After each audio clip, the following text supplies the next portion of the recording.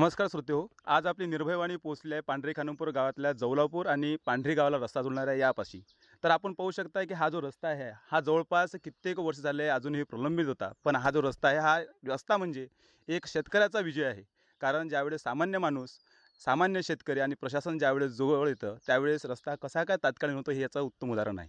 या महाराष्ट्राचे पालकत्व स्वीकारलेले आपलेच पालकमंत्री सन्माननीय बावनकुळे साहेब तसेच कलेक्टर साहेब आणि याचं जे स्वराज्याचं एक बीज घेऊन इथं पेरलेली एक लोकजागर समिती जी आपल्या अंजनगावात स्थापन झालेली आहे अहिल्यादेवी पुण्यश्लोक अहिल्यादेवी होळकर या समितीच्या मार्फत त्याच समितीचा आज जो हा नाद केला आहे की इथल्या स्वराज्यातल्या ताईमाईचं कुंकू पुसलं न जावं म्हणून यासाठीच त्यांनी शेतकऱ्यांच्यासाठी हा रस्ता जेणेकरून शेतकरी जवळ आले पाहिजेत आणि हा रस्ता त्यांच्या प्रेरणेनं झाला आहे आणि आपल्यासोबत जुळल्या इथं मोठ्या प्रमाणात शेतकरी वर्ग जोडला आहे की आज त्यांच्या घरामध्ये या रस्त्याच्यानं काळाच्याही पहिले त्यांच्या घरात दिवाळी साजरी होत आहे. आपल्यासोबत जुळले आहेत दादा, काय सांगू शकाल आपण या रस्त्यामुळे आपल्याला कसा फायदा झाला आहे? आज या रस्त्यामुळे सर्व शेतकऱ्याच्या मनात आनंदाची भावना निर्माण झाली आणि शेतमालाला जोड मिळाला आणि जो रस्त्याची परिस्थिती या अगोदर जे खराब होती ती आता राहिलेली नाही आहे. तसं दुसरे शेतकरी सुद्धा जुळलेले आहेत. काय नाव काय आपलं? सुनील भाऊ चोपकार. आता हा जो रस्ता आहे आता पांढरी खानमपूर आणि जवलापूर रस्ता तर जोडलाच गेला, पण या रस्त्याचा जर पाहिलं पार्श्वभूमी तर हा रस्ता कसा होता? लय बेकार रस्ता होता, माल काढायला दिक्कत होत जाय. आता काहीच टेन्शन नाही आहे. सगळा कास्तकाराचा माल अवेलेबल मार्केटमध्ये जाते, टेन्शनच नाही आहे. पालकमंत्र्याचे अभिनंदन करतो. पांढरी खानमपूर गावात क्रांती घडून आणली. शेतकरी जवळ तर आलेच, पण शेतकऱ्याच्या चेहऱ्यावर हसूसुद्धा आलेत आणि शेतकरी वर्ग आपल्यासोबत जोडला आहे. आपण दुसऱ्या शेतकऱ्यांची प्रतिक्रिया जाणून घेऊया. काय नाव काय आपलं? दिलीप राठी.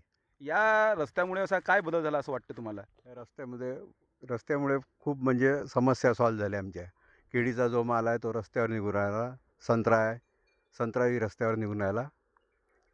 याचे समजा जर तुम्हाला विशेष श्रेय द्यायचं झालं तर तुम्ही कोणाला द्याल? विषयाचे श्रेय लोकजागर समिती हां. आणि बावनकुळे साहेब आणि सर्व कास्तकार बंधूंना याचे श्रेय देण्यात येते. तसं जर शेतकरी जर एक आला, हा लय मोठी क्रांती होते. कारण शेतकरी वर्ग जवळ येणं हे काळाची जरूरत आहे आणि या स्वराज्याचं जर ब्रीद टीका झालं, जे तळपत्या सूर्यालाही प्रश्न विचारणारं इथली लोकजागर समिती तसेच बावनकुळे साहेब ज्यांनी पालकत्व स्वीकारलं, तसेच इथली कलेक्टर साहेब ज्यावेळेस सामान्य माणूस आणि प्रशासन जवळ येतं, हा त्यांचा विजय आहे. सोबत नगर समितीने फार महत्त्वाचे जनजागृती घडवून आणली आहे.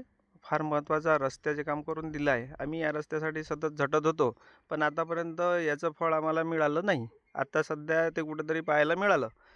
पण सगळ्यात महत्त्वाचं सरकारने जे सांगितलं आहे की आधुनिक शेती करा. आधुनिक शेतीसोबत जोडधंदा म्हणून करा. पण आतापर्यंत आम्हाला त्या सगळ्या व्यवसायापासून वंचित राहायला लागलं.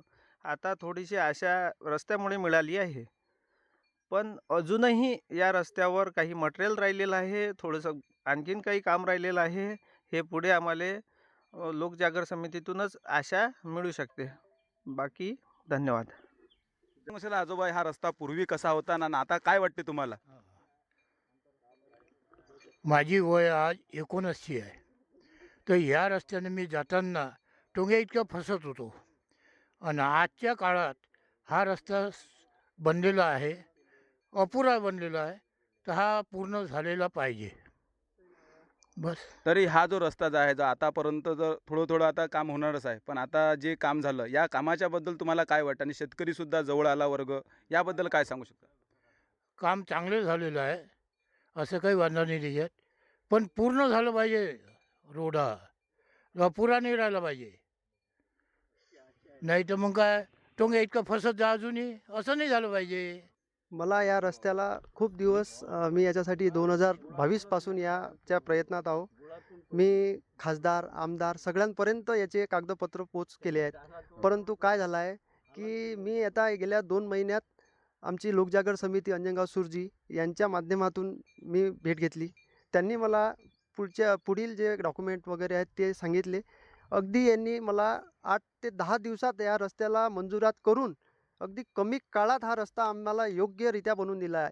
परिस्थिती पूर्वी अशी होती की इथून जात असताना इथं 3-3 ट्रॅक्टर, एका ट्रॅक्टरला ओढायला 3 ट्रॅक्टर लागत होते. केळीचं जे माल येत होता इकडून, तर इकडे मेन रस्त्यावर जाण्यास पूर्णपणे अडथळा येत होता.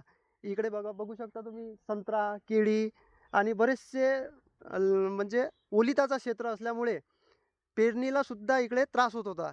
तर आता या लोकजागर समितीमार्फत पुण्यश्लोक अहिल्यादेवी होळकर, लोकजागर समिती अंजनगाव सुरजी, तसेच जिल्ह्याचे पालकमंत्री आणि जिल्ह्याचे कलेक्टर यांचे खूप खूप धन्यवाद मानतो.